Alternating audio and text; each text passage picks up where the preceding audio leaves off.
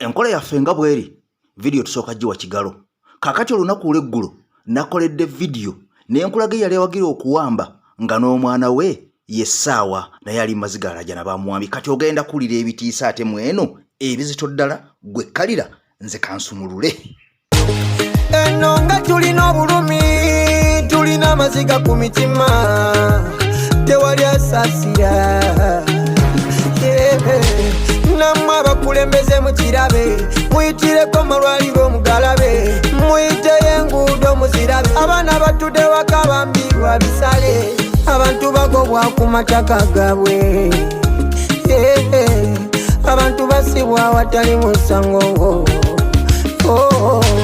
biruma bino biruma moto yaffe mwajerabira kati muli kufogoda my family no tetuja bisinika nyonyogera tetugenda bisinika nyonyogera tetuja bisinika nyonyogera tetuja bisinika no tetuja bisinika tetugenda bisinika tetuja bisinika ey'olwaleero ampuliriza ng'omaze okujuwa Ekigalo njaga tusimbula omulundi gumu wabula nga sinaba kusimbula ejjudde ennaku nkiddamu ejjudde ennaku y'ensonga lwaki nsoose na music wa nnaku era kankongerayo akayimba akalala kamu akatono ak'ennaku kaakati nno tusumulule omulundi gumu ogenda kakasa nti abasajja ensi baagitwala ensi baagyeddiza kifuba ddembe tuyina kulwana nnyo ewatali ekyo buli omu ogenda kuloza ku maziga.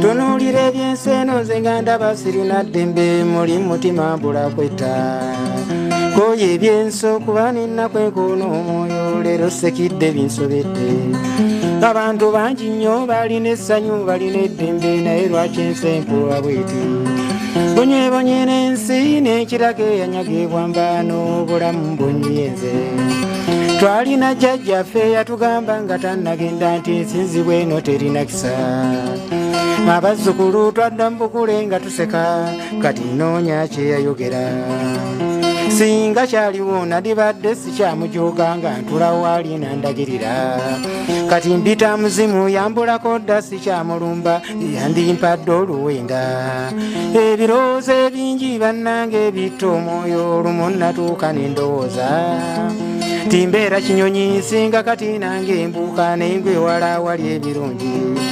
ekyenakwanzijira nnyo mu birooto ntera omulota akutte enkumbi alima amalaalo nga ate bwampita jangu eno tukwaza olubindi tulongoose ebijje byazika ekyo kindikoonsaba mumweyo ku buyambi oba waliwo ananyamba nfuwa akama.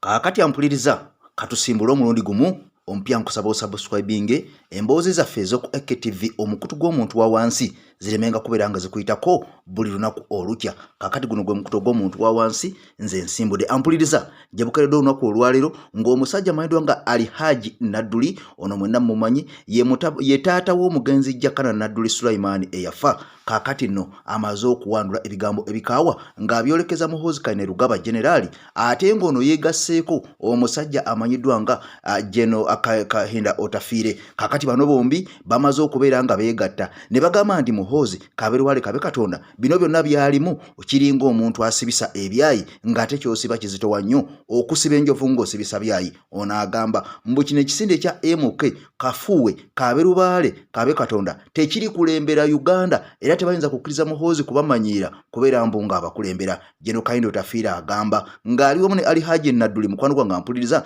nti bino byonna byakyana kito bya kito ddala ddala. Kakati ebigambo bino njagala obiwulire. Haji Nadduli abadde mukambwe nnyo ku nsonga eno bw'amaze okubeera ng'awanda omuliro laba ne Geno Kahinda Otafiire naye bwamwegattako ne Lukoya bano nga bagamba bajja kukola ekisoboka kyonna okulemesa Muhoozi Kainerugaba okuleeta ekisinde kye okulembera Uganda. Haji oyogera ki ku kino ekisinde kye baatongozza? Ekisinde kya Patriotic League of Uganda. Mbuuza ebyekyana ekyo twatujja mu buyinza twakola tutyo. Nze sibeera mu bantu baguumaza bannayuganda.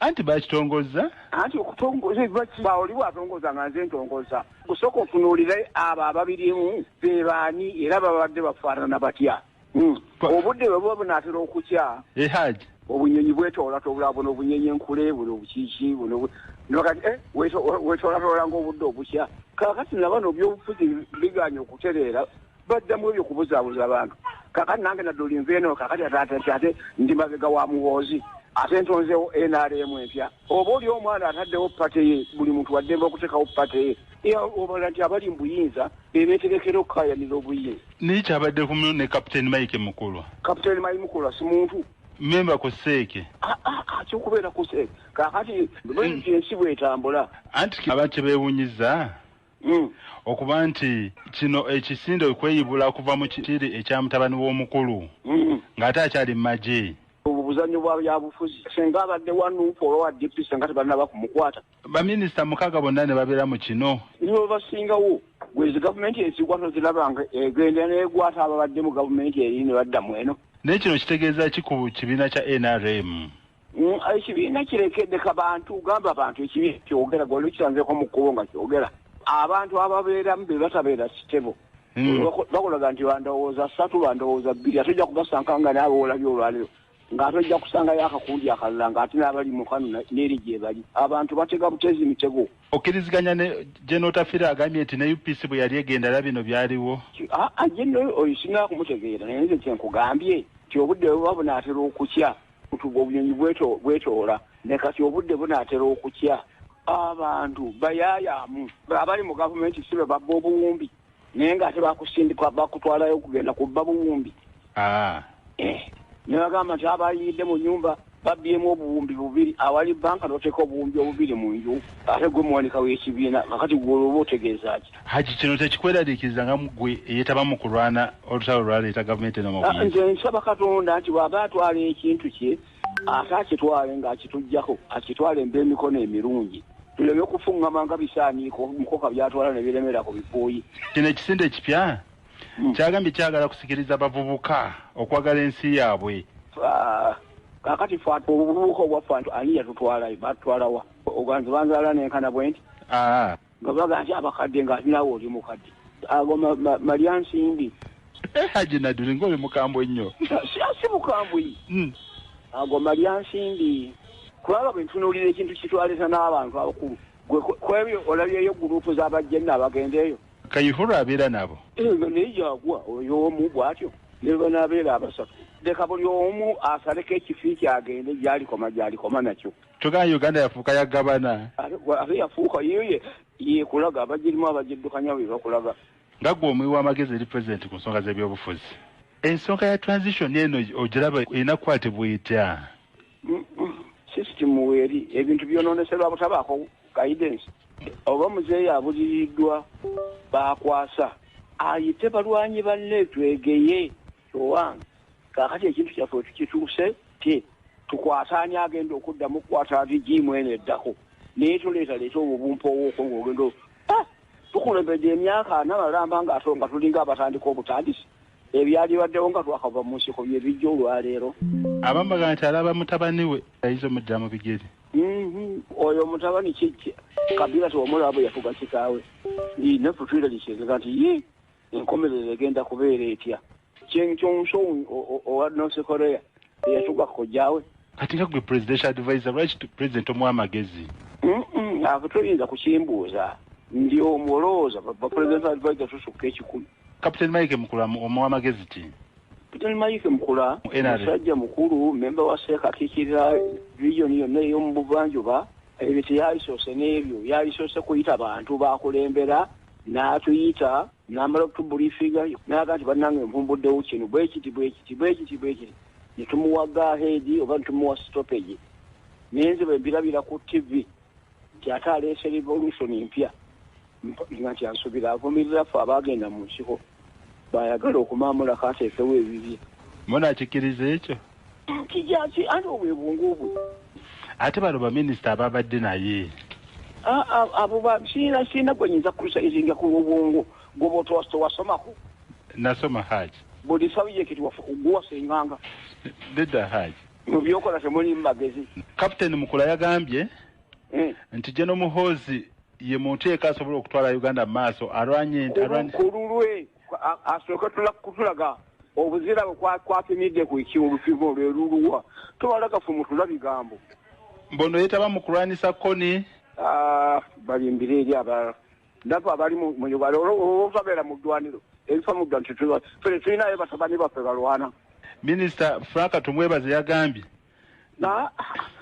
kakati enkima ensala ogwo ekibira banna oyagala Frank awagirani awogere musoke kakati nno ono amaze okubeera nga atukakasa kubanga amawulire oluvannyuma lw'okubeera nga gafuluma nga galaga mbu ono mbu yalwana nnyo okulwanyisa koni kakati Haji Nadduli ate nga Meja Mulamba avuddeyo nakakasanaga nti olw'obutaba mu ddwaniro temulowooza nti tetumanyi byali bigenda mu maaso talina musajja talwanangako naffe tulinayo abaana baffe abaali balwanyeeko omusajja yandibanga mukwano gwange ampuliriza bye baatugambanga nti alyena alyeri yandibanga yeebeererangamu SC nga kino kibeera kigambo bugambo. Haji Nadduli agamba ekyokubeera nga ffenna tuli bannayuganda ate nga abamu bawagira ono tebalowooza nti bo tebalaba tebalowooza nti bo basiru ensonga bagiraba bulungi nnyo era bakimanyi bulungi nnyo ekigenda mu maaso. Ono agamba nti bo mu kukwata obuyinza tebaatandika batyo bakozesa maanyi wabula Jeno Kayindo tafiire naye y'omu eyavuddeyo n'ayambalira omusajja ono naga nti kabeeruwale kabe Katonda ebyo ebintu eby'ekidongo tebagenda kubeera nga babikkiriza era bo tebabiwagirako yadde n'akamu n'akatono tebayinza na kumuwagira yadde okutwala Uganda mu maaso. Kati na bino kansooke mbikusuulirewo obiwulire ate nkwongereyo mu mooto ogwa vidiyo yaffe. Minisita ow'ensonga z'omunda era munnakibiina kya NRM Kakongoliro Jeno Kahindo Tafiire asekeredde nnyo enteekateeka ey'okweyubula eyakoleddwa ab'ekisinde kya MK Movement ekikulemberwa mutabani wa Pulezidenti Muhoozi Kainerugaba. Abagambye nti bano bakootakoota mu Gaalmonde era bakukumbye mwoya mukukuuzi. Jeno Kahindo Tafiire atanyigirwa mu nnoga awatali kuluma mu kigambo kye agambye nti bano basajja bakulu ne bakazi battu nti bye baakoze tebirina makulu mu byobufuzi bya Uganda. Bw'ati akinoganyiza nti yenga muna NRM Kaswa akimanyidde ddala bulungi nti bano kye bagezaako okukola kye kyaviirako ebibiina nga UPC okuguwa n'enkona n'enywa ebyokuddira ekibiina bakisikiza abooluganda abakona b'emikwano yenga muna NRM kyagambye nti tayinza kukikkiriza. Sina kimanyiko ndi wa NRM ate ndi wa NRM original ya patriotic league of Uganda yera abantu b'eddembe lyakola bye baagala ya patriotic league sibirimu sina kyende manyiko kisobola kuyogerako buuza babikoze kati basabire UPC we yali egenda.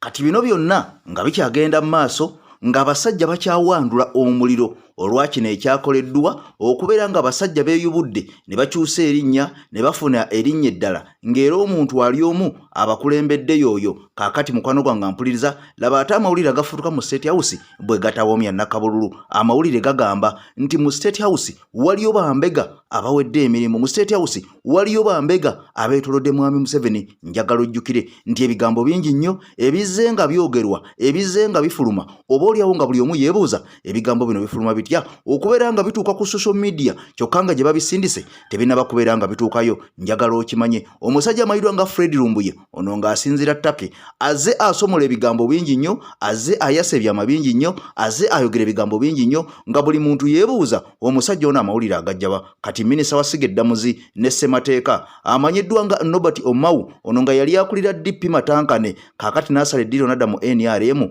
avuddeyo n'ekiwandiiko nnamutayiika n'okubeera nga alumiriza naga nti ayagala amanye lwaki ebyama bifuluma. Ono agamba nti ebyama bingi nnyo ebibeera nga mukwano gwange ampuliriza Jeno Museveni naddala mabaluwa gawandiise information ejyabeera asindise ng'asindikidde abantu ab'ekyama ebatena bakubeera nga ebatuukako nga yatuuse dda mu bannayuganda nga yatuuse dda ku social media ng'eri ku intaneti. Kakati bano beebuuza bagamba bambega beebaani. Njagala oli ebigambo bibino ampuliriza nagamba nti mbijja mu kamwa kaabyo kwabo ababyogedde nembikuwa. Nze ekemase mabega w'omuzinda otambula ne Haji Miti omusomi w'edduwa. Kakati alina ekizibu omukoonako ennamba gy'olaba ye ya Haji Miti. Video jimpeera ekigalo era ompyo subscribe ku mukutu gw'omuntu wa wansi tosubwanga waakono gwoteekayo mukwano gwange ampuliriza. Kankulekeremu akatambi ka Nobert Mau ono ng'alujja bambega abali mu State House abakudde ejjembe abayitirivu okuzaama. Minister Nobert Mau Minister Nobert Mao agenze maaso n'okuba nti yatuuliriza yeebuuziza ebibuuzo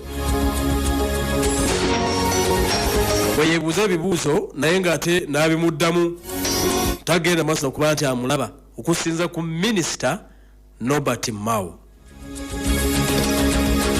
Ategeeza nti mu kaseera kano bo nga baminisita mu gavumenti mwe bali beebuuza ani agenda maaso n'okuba nti asomola ebbaluwa z'omukulembeze w'eggwanga General Museveni ne zituuka ku social media platforms. President n'awandiika ng'alina bawandiikira ekyokulabirako ng'ekitongole ekiramuzi ne bisooka ku social media. Mao abadde ayogerera mu annual judges conference y'omulundi 25 ategeeza n'agamba nti ebbaluwa eziriikinga kiki? Ani ali mu State House abuulira abantu ebyama? Ani amanya nti president akutte pen n'olupapula n'aliikinga president byawa? Tawakanyiza nti si bituufu. Yeebuuziza nti ebbaluwa zino ziriikinga zitya? President n'abaako ensonga gy'ayogeddeko bagyawandiiseko nga tebinabala kutuuka gye biraze ne bifuluma. Mao awadde ekyokulabirako President Yoweri Kaguta Museveni gye bavuddeko yakwata ebbaluwa n'awandiika Chief Justice yakwata pen n'olupapula n'awandiika ebbaluwa ng'egenda eri Chief Justice Ssaabalamuzi w'eggwanga ku nsonga za properties ez'obusiraamu. Mu bbaluwa eno atuuliriza General Yoweri Kaguta Museveni yali alaga obutali bumativu engeri ekitongole ekiramuzi gye kiyinza okugenda maaso n'okulabika nti kisalawo nga bwe kyasala nti ebintu by'obusiraamu properties omuli n'omuzikiti omukulu Kampala mukadde gugende maaso n'okuba nti gutundibwa ku nnyondo. President nga yeewuunya nti ekyo kiyinza kuba kikolebwa kitya. Ebbaluwa eyo n'egenda maaso n'okuba nti atuliriza yaliikinga. Naye wakati mu kuliikinga oba mugenda maaso n'okuba nti esomolwa President Museveni abagenda maaso n'okuba nti bamuvuganya era abamu sojja ku luwonzi bamukubamu ebituli nga bagamba nti ng'omukulembeze w'eggwanga ebitongole ebya gavumenti birina okubeera nga byetongodde nabwe kityo President Museveni nti talina buyinza talina genda maaso n'okuba nti akwata pen olupapula awandiikire ekitongole ng'ekiramuzi ng'akiragira ekyokukola. Yakwata pen n'olupapula n'asindikirwa Ssaabalamuzi nga kisoboka kitya ekyo. Abamuvuganya ne bagamba nti kaakati awo obuwera ofuuse mulamuzi nga gwe Ssaabalamuzi nga gwe President nga gwe Sipiika nga gwe buli kimu munnaaye. Mao agamba nti ebbaluwa zino mugenda maaso n'okulabika nti zifuluma bwe zityo. Ziteeka ekitongole ekiramuzi mu kattu era kiraga nti abalamuzi bano balina gye bajja instructions okukola emirimu gyabwe. Abantu kitegeeza tebajja kuddamu kulabika nti beesiga ekitongole ekiramuzi.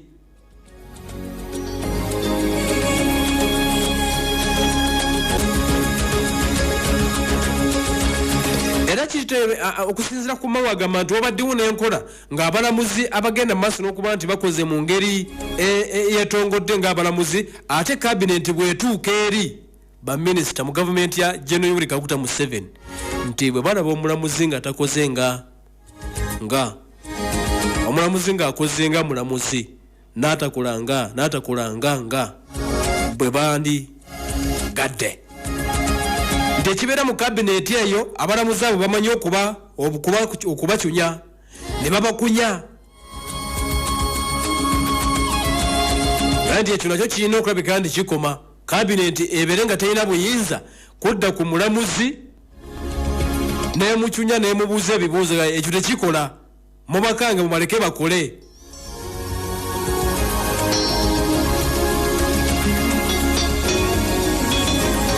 Kale atuliza mukwano gwaffe ataddeko Pala FM badde nkutegeezezzaako nti ebbaluwa nnyingi ezibadde zigenda maaso n'okuba nti ziva mu gavumenti ministries ne agencies ez'enjawulo ezibadde zigenda maaso n'okuba nti ziriikinga.